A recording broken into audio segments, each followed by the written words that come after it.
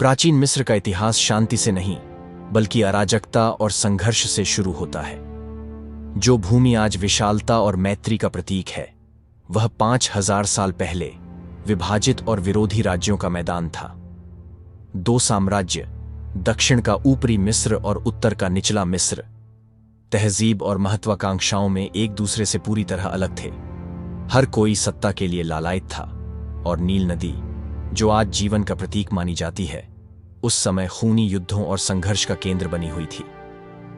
इसी अशांत दुनिया से उभरे नारमेर, जिनका नाम इतिहास में पहले फैरो के रूप में दर्ज है, लेकिन उनकी सत्ता तक की यात्रा उतनी राजसी और आसान नहीं थी जितनी सुनने में लगती है।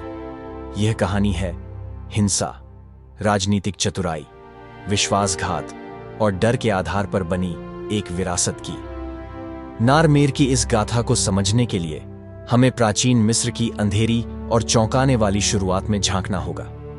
मिस्र दो बिल्कुल अलग क्षेत्रों में बंटा हुआ था। ऊपरी मिस्र, जो दक्षिण में स्थित था, नील नदी की संकरी घाटी तक फैला हुआ था। यहां के लोग गिद्ध देवी निखबेट की पूजा करते थे। दूसरी ओर निचला मिस्र, जो उत्तर में उपजाऊ डेल्टा क्षेत्र था, यहां के लोग वाजेत नामक नागिन देवी को पूजते थे। ये दोनों प्रतीक, गिद्ध और नागिन, एक दिन मिस्र की एकता के प्रतीक बनेंगे, लेकिन उस समय ये विभाजन और दुश्मनी के प्रतीक थे। सदियों तक ये दोनों राज्य आपसी संघर्ष में रहे। यहाँ के शासक संसाधनों पर नियंत्रण पाने के लिए एक दूसरे के खिलाफ लड़ते रहे। इसी अशांत स्थिति में नारमेर ने, जो ऊपरी मिस्र के राजा थे, एकता का एक सपना देखा, जिसमें केवल एक मिस्र था। लेकिन क्या यह सपना सच में एकता का था, या फिर उनकी असीम सत्ता लालसा का परिणाम? फैरो नारमेर की सत्ता तक की यात्रा खून खराबे और संघर्षों से होकर गुजरी। प्राचीन लेखकों के सबूत बताते हैं कि वे ऊपरी मिस्र के सिंहासन के सही उत्तराधिकारी नहीं थे। कुछ लेखकों के अनुसार उन्होंने अपने एक प्रतिद्वंद्वी, अपने परिवार के किसी सदस्य की हत्या कर सत्ता हासिल की। अगर यह सच है, तो उनका शासन विश्वासघात और डर पर आधारित था। ऊपरी और निचले मिस्र को एक करने के उनके अभियान में भी हिंसा की कमी नहीं थी।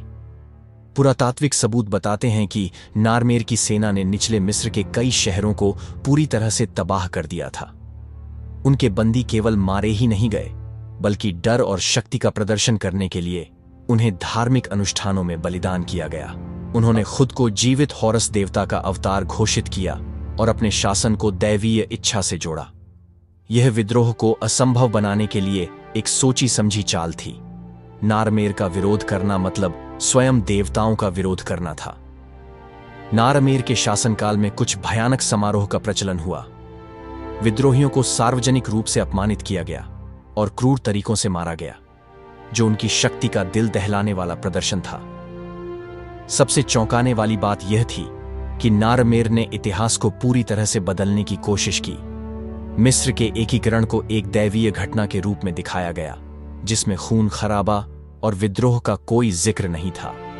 नारमेर केवल शासक ही नहीं थे, बल्कि वे धारणा को नियंत्रित करने और अपनी छवि को गढ़ने में निराला कौशल रखने वाले चतुर रणनीतिकार भी थे। नारमेर का शासन जितना गौरवशाली बाहर से दिखता था, भीतर उतना ही अशांत और साजिशों से भरा हुआ था। उनके दरबार में एक खतरनाक खेल चल रहा था। उनके सबसे विश्वास पात्र दरबारियों ने ही उनके खिलाफ षड्यंत्र रचा। कहा जाता है कि उनके सबसे करीबी सलाहकार हेटी ने निचले मिस्र के नाराज अमीरों के साथ मिलकर नारमेर को मारने की योजना बनाई। यह विश्वासघात उस समय अपने चरम पर पहुंच गया जब नारमेर पर उनके अपने ही सेनापतियों ने विश्वासघात का आरोप लगाया। सबसे चौंकाने वाला दावा यह है कि विद्रोहियों ने नारमेर के भरोसेमंद लोगों को रिश्वत देकर उन्हें अकेला छोड़ दिया, और एक रात दरबार के भीतर उनके शत्रुओं ने उन पर हमला किया। विद्रोहियों ने उनकी प्रतिष्ठा को मिटाने के लिए वो सब किया, मानो वे कहना चाहते हों कि अब नारमेर का समय समाप्त हो चुका है। यह आंतरिक संघर्ष न केवल शक्ति की भूख को उजागर करता है, बल्कि यह भी दिखाता है कि महानतम राजा भी अपने ही विश्वास पात्रों के धोखे का शिकार हो सकते हैं। नारमेर की मौत आज भी रहस्य और विवादों के घेरे में है।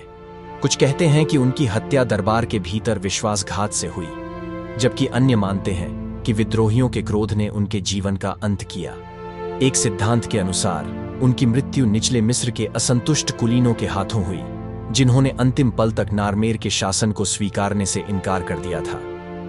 लेकिन सबसे भयावह कहानी यह कहती है कि उनके शत्रुओं ने उन्हें बहुत क्रूरता से मारा और उनके शव को जानबूझकर इतिहास से मिटा दिया गया। उनकी समाधि का आज तक पता नहीं चल सका और यह अज्ञात अंत उनकी विरासत के साथ एक काला रहस्य जोड़ता है। नारमेर का शासन मिस्र के एकीकरण की शुरुआत था, लेकिन इसकी नींव टकराव और रक्तपात से भरी थी। नारमेर की मृत्यु केवल एक राजा का अंत नहीं, बल्कि उस युग का अंत था जिसने मिस्र को एक करने की भारी कीमत चुकाई। अगर ये वीडियो आपको अच्छी लगी तो कृपया इसे लाइक करें और चैनल को सब्सक्राइब करें, और कृपया कमेंट जरूर करें। आपकी प्रतिक्रिया हमारे लिए बहुत मायने रखती है। फिर मिलेंगे एक नई रोचक कहानी के साथ। तब तक के लिए अलविदा।